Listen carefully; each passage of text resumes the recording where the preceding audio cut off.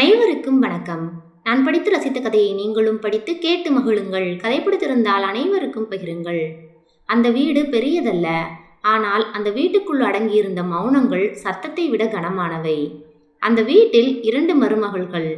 மூத்த மருமகள் மீனாவுக்கும் சிவாவுக்கும் திருமணமாகி 5 வருடங்கள் கடந்திருந்தது. இளைய மருமகள் ராதிகாவிற்கும் பாலாவுக்கும் திருமணமாகி 2 வருடங்கள் கடந்திருந்தது. மூத்த மருமகள் மீனாவுக்கு குழந்தை இல்லை. இளைய மருமகள் ராதிகாவிற்கு அன்றுதான் குழந்தை பிறந்தது. குழந்தையை முதலில் மீனாதான் கையில் வாங்கினாள். மீனா ராதிகாவின் குழந்தையை தன்னுடைய குழந்தையாகவே பார்த்தாள். ஆனால் மீனாவிற்கு அந்த நாளை அவ்வளவு எளிதாக கடக்க முடியவில்லை. மீனா திருமணம் முடிந்து அந்த வீட்டிற்குள் வந்த நாள் முதல் அனைவரிடமும் அன்பாக நடந்து கொண்டாள். நாத்தனார் சுதா மற்றும் கொழுந்தன் பாலாவிடம் அதிர்ந்து கூட பேசியது கிடையாது. யாரையும் எதிர்த்து கேள்வி கேட்டதில்லை. அனைத்தையும் மனதிற்குள்ளேயே வைத்து கொண்டு வாழ்ந்தாள்.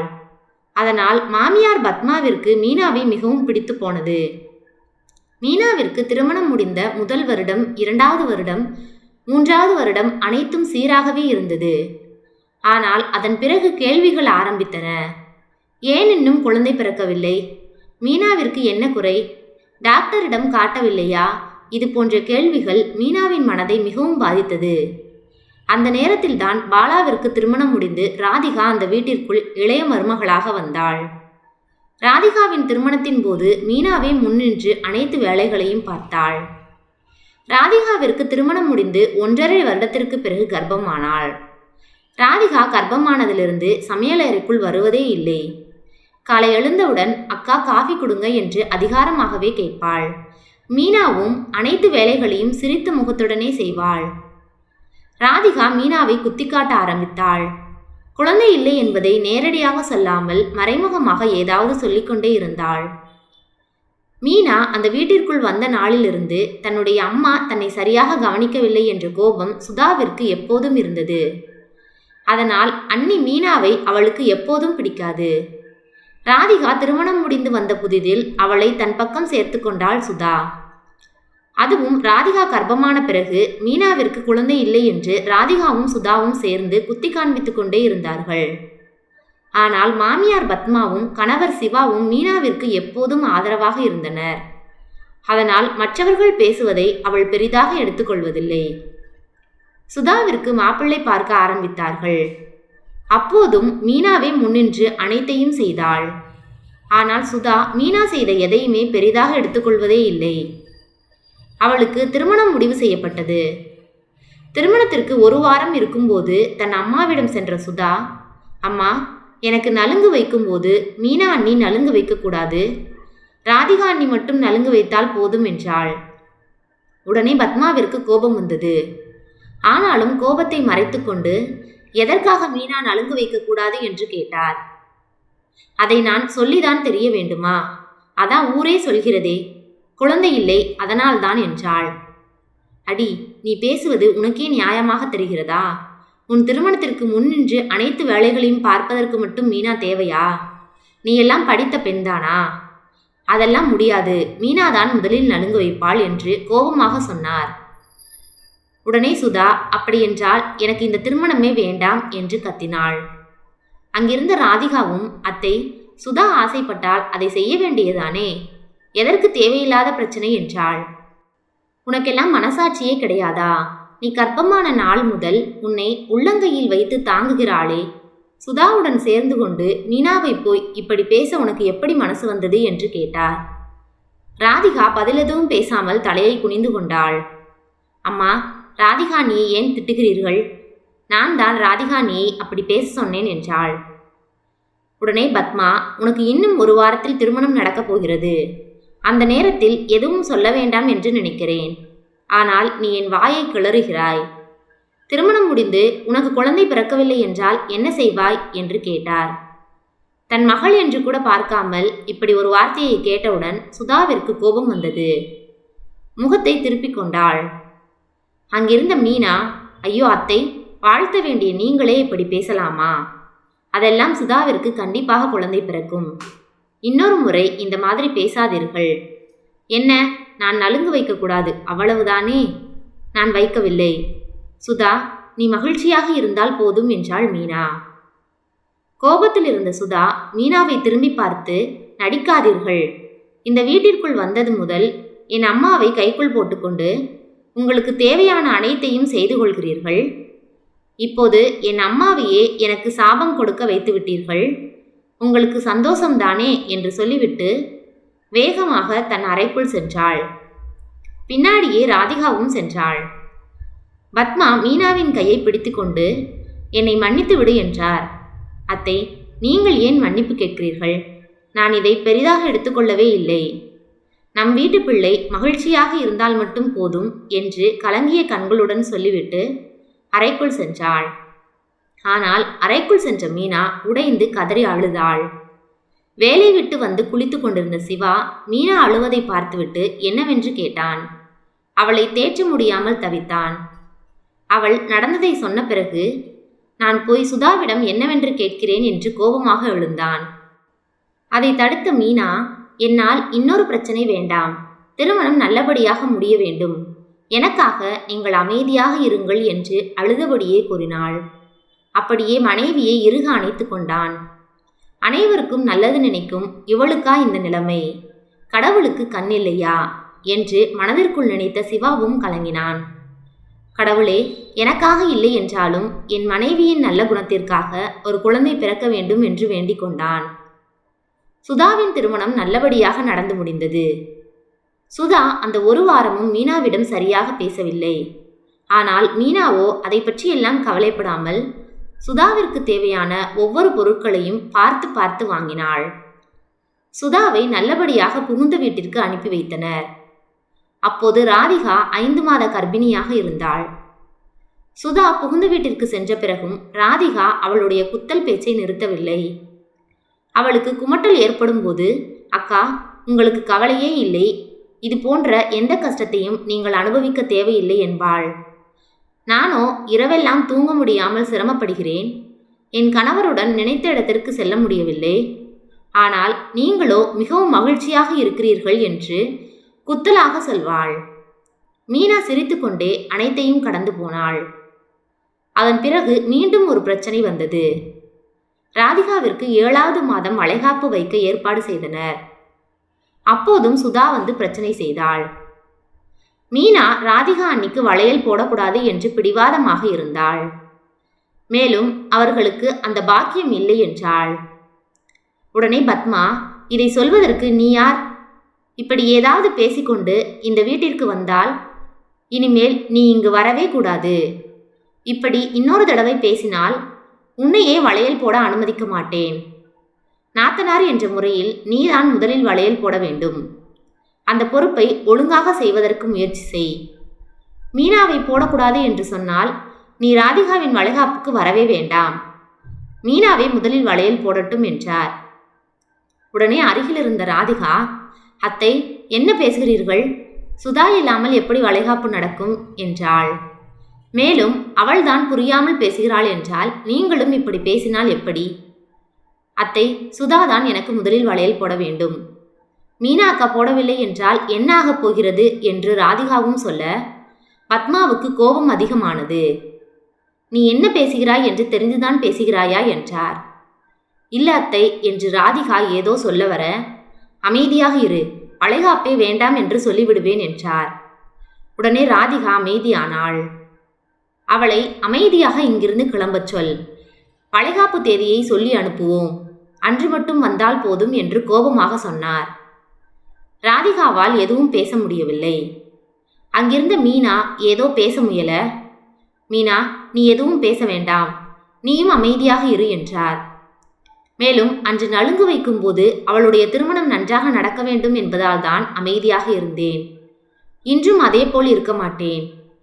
நீதான் வளைகாப்பை முன்னின்று நடத்த வேண்டும். இது என் ஆசை இல்லை, கட்டளை என்றார். மீனாவால் எதுவும் பேச முடியவில்லை. சுதாவோ முறைத்துவிட்டு நான் கிளம்புகிறேன் என்றாள். பத்மா பதில் எதுவும் பேசவில்லை.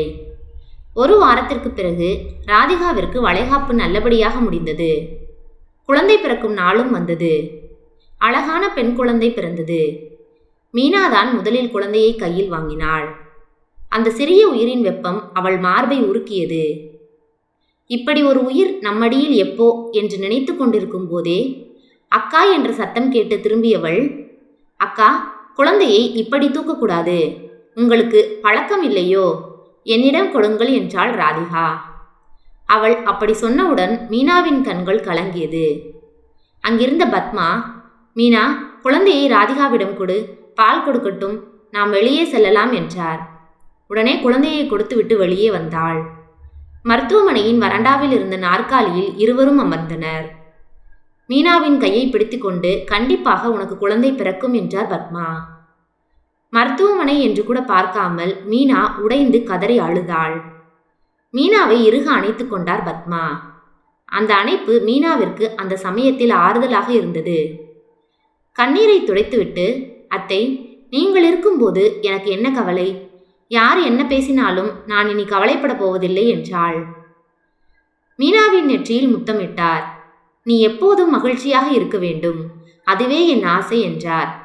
அதன் பிறகு வந்த நாட்களும் மீனாவிற்கு அவ்வளவு எளிதாக இருக்கவில்லை. ஒவ்வொரு நாளும் ராதிகா மீனாவிடம், உங்களுக்கு குழந்தை இல்லை, பிரச்சனையே இல்லை, இரவில் அடிக்கடி முழிக்க தேவையில்லை, குழந்தைக்கு பால் கொடுக்க வேண்டிய அவசியம் இல்லை, நான் தான் தூக்கமில்லாமல் சிரமப்படுகிறேன் என்றாள். அந்த வார்த்தைகள் மீனாவின் மனதிற்குள் காயத்தை ஏற்படுத்தும் என்று ஏனோ ராதிகா சிந்திக்கவே இல்லை.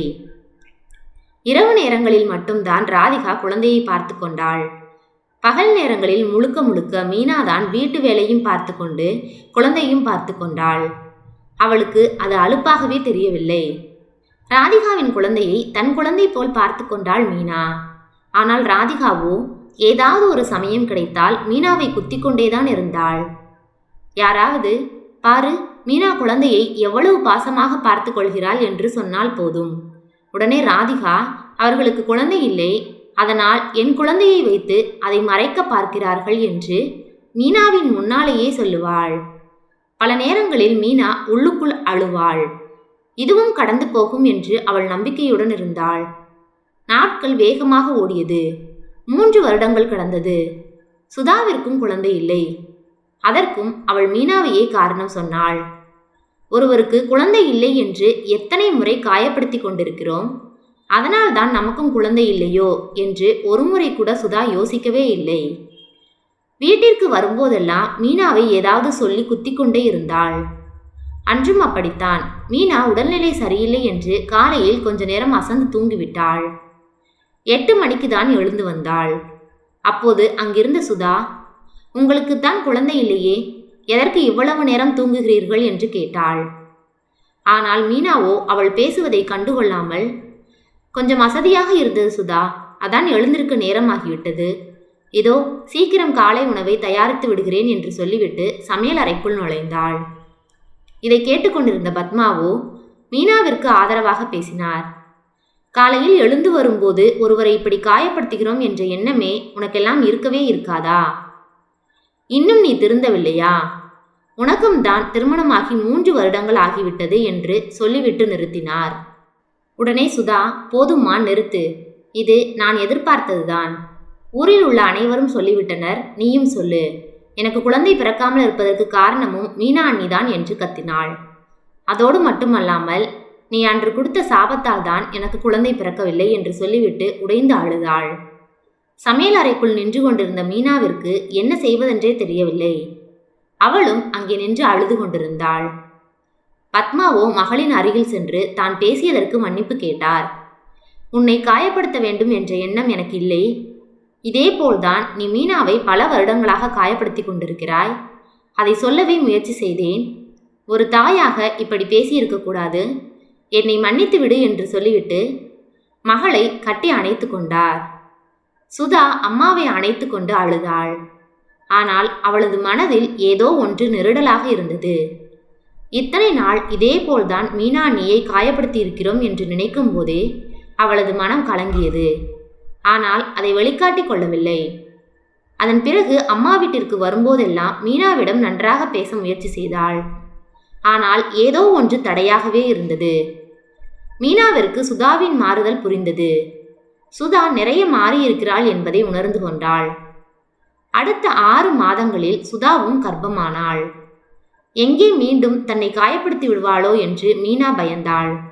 ஆனால் சுதாவோ அப்படி எதுவும் செய்யவில்லை. அவளுக்கு வளைகாப்பு போடும்போது கூட மீனா அண்ணியே முதலில் வளையல் போடட்டும் என்று சொன்னாள். ஆனால் மீனாவிடம் அவள் பேசியதற்கெல்லாம் இன்னமும் மன்னிப்பு கேட்கவே இல்லை. சுதாவிற்கும் குழந்தை பிறந்தது. இப்படியே மீனாவின் வாழ்க்கையில் 10 வருடங்கள் கடந்து சென்றது. இந்த 10 வருடங்களில் மீனா எத்தனை நாள் அழாமல் தூங்கினாள் என்று அவளுக்கே தெரியவில்லை. யாரும் குழந்தையை பற்றி கேட்கவில்லை என்றாலும் இரவு அறைக்குள் நுழைந்ததுமே அவளது கண்கள் கண்ணீரை தினமும் கொட்டி தீர்த்தன. ஆனால் அன்று இரவு ஏனோ அவளுக்கு அழுகை கூட வரவில்லை. ஏதோ விரக்தியாக உணர்ந்தாள். அடுத்த நாள் எப்போதும் போல சாதாரண நாள் போலதான் தொடங்கியது. மீனா சமையலறையில் பால் காய்ச்சி கொண்டிருந்தாள். அப்போது அவளுக்கு தலை சுழன்றது. மயக்கம் வருவது போல இருந்தது. அடுப்பை அணைத்துவிட்டு சுவர் ஓரமாக அமர்ந்தாள். இல்லை, இது சோர்வாக இருக்க முடியாது. அவள் மனம் மெதுவாக பழைய கதவை தட்டியது. ஆனால் இன்னொரு மனமோ நம்பாதே, நம்பினால் வலிதான் மிச்சம் என்று சொன்னது. 10 வருடம் எத்தனை முறை நம்பினேன். ஒவ்வொரு முறை காலண்டரை கிழிக்கும் போதும் என் நம்பிக்கையும் கிழிஞ்சது. இப்போ திரும்ப அதே தவறை செய்யக்கூடாது. மீனா கண்ணை மூடினாள். மூச்சை அடக்கி கொண்டாள். தன் கணவரிடம் கூட சொல்லாமல் மருத்துவமனைக்கு விரைந்தாள். மருத்துவமனையில் அந்த வாசனை, அந்த அமைதி மீனாவை என்னமோ செய்தது. மருத்துவர் ரிப்போர்ட்டை பார்த்தார். மீனாவை ஒரு முறை பார்த்தார். மிராக்கிள் என்று சொன்னார். அந்த வார்த்தை மீனாவிற்கு புரியவில்லை. நீங்க கர்ப்பம் என்றார். இது கனவா என்று யோசித்தாள்.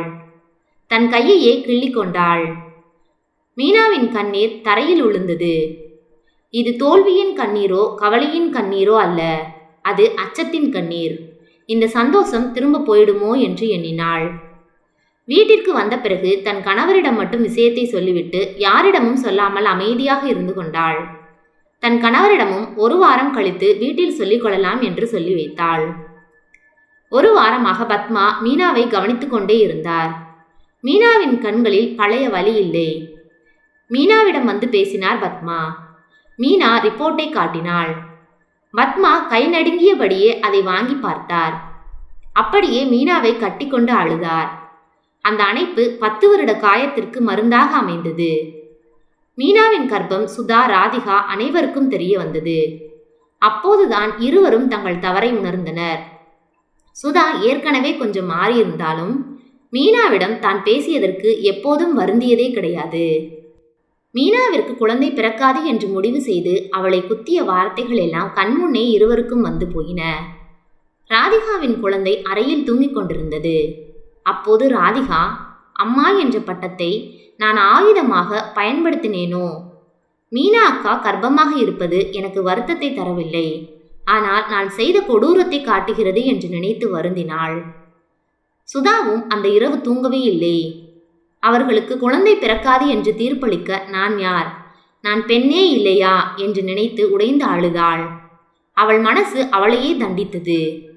சுதா, ராதிகா இருவரும் சேர்ந்து சென்று மீனாவிடம் பேசினார்கள். அண்ணி, நான் பேசிய வார்த்தைகள் உங்களை காயப்படுத்தியிருந்தால் என்று சொல்லிவிட்டு அழத் தொடங்கினாள் சுதா.